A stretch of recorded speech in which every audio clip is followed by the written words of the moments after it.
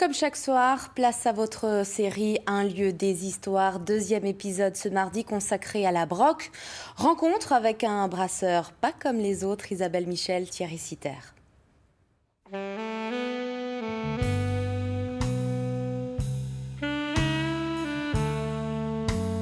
Bonsoir, pour ce deuxième épisode d'Un lieu des histoires dédié à la Broc, nous partons dans un ancien manoir racheté en 2009 par Jean-Yves Salmon.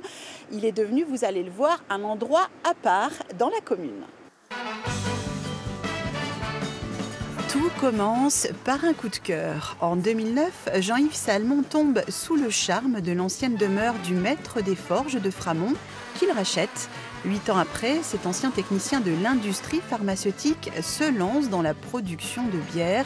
Et bien sûr, tout part du malt choisi, made in France. En fonction de ceux qui ont été plus ou moins chauffés jusqu'à un coup de feu de torréfaction. Et c'est ce qui donnera, hors autres adjonctions comme des fruits, la couleur de la bière. Et qui donnera des notes différentes entre un malt clair, que ce soit les arômes de céréales, de pain. Après, on peut avoir des saveurs grillées, caramel, chocolat, café. Et tout ça, ce sera par rapport au choix des maltes qu'on a fait au départ, quoi, et qui vont derrière encore aussi teinter la bière, quoi. Résultat, 15 sortes de bières qui lui ressemblent. On les retrouve chez les cavistes, les bars et restaurants de la région. On essaie de faire des profils plutôt des bières assez sèches, parce que pour ceux qui picolent pas mal, ça leur évite d'être diabétiques trop jeunes. Du coup, ça dit avec peu de sucre résiduel. Et comme je suis plutôt vin blanc sec, vin blanc trop sucré, c'est pareil pour la bière, quoi. Et avec une bonne amertume et relativement houblonnée, quoi. L'ancien manoir est immense, alors il fallait bien l'occuper.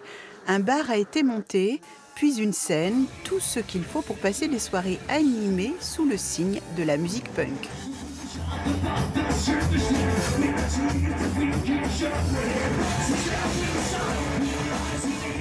Que ce soit pour un moment joyeux, un moment triste, un moment où il faut se défouler. Ça fait partie, c'est vraiment une des composantes de ma vie dont je ne pourrais pas me passer, quoi. Je pense qu'il vaudrait mieux que je sois aveugle que sourd, quoi.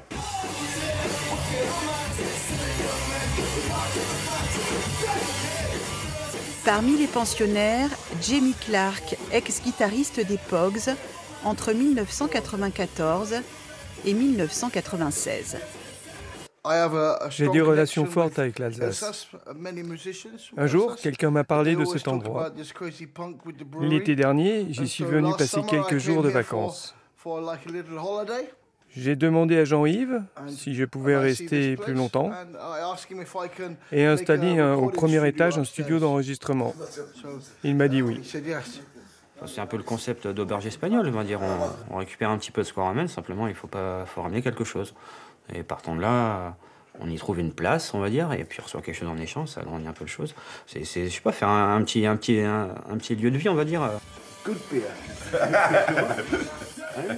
Le projet de Jean-Yves Salmon, juste vivre au jour le jour. Être punk, c'est justement pas se poser la question si ça va être ci ou ça, c'est de le faire et puis c'est tout, quoi. Demain, pour le 3e épisode d'Un lieu des histoires consacré à la Broc, nous irons à la rencontre d'un photographe qui a fait de la nature sa première source d'inspiration. Bonne soirée!